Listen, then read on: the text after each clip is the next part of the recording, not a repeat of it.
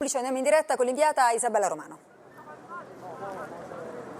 Sì, è il passeggio che vedete qui sul lungomare di Napoli ha scandito tutta questa giornata di ripartenza. Le auto della polizia locale ricordano ai cittadini che si può uscire, sì, senza limiti di fasce orarie, ma che bisogna indossare la mascherina, che è obbligatoria per tutti, anche all'aperto in questi giorni. Napoli che si riappropria dei suoi spazi tra nuove regole da rispettare, con qualche disagio sul trasporto pubblico, e poi l'esodo, quello temuto dalle regioni del nord, che in realtà non è stato un assalto, ma si è svolto tutto con il massimo rispetto delle regole. Napoli che ricomincia oggi proprio dal suo mare. Vediamo il servizio. Una bici in spiaggia e la libertà ritrovata. Napoli riparte dal suo mare, dal pranzo consumato in spiaggia, da un tuffo non programmato ma così atteso nella città che si risveglia più lenta del solito. Hanno rispettato abbastanza le regole, sono orgogliosa di noi.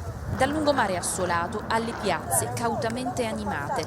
Si guarda molto intorno, è bello vederla che sorride alle cose belle. Alla Pigna Secca il vociare torna a riempire strade e panchine. Ci siamo toccati così, senza abbracciarci. Via libera alla pizza da sport, si torna a impastare e a sfornare ad ogni ora. Vedere il cliente a tavola, azzarsi, ecco, vedi, gesticolando, soddisfatto, è buona la pizza, è buona. Questo ci manca nelle pizzerie napoletane.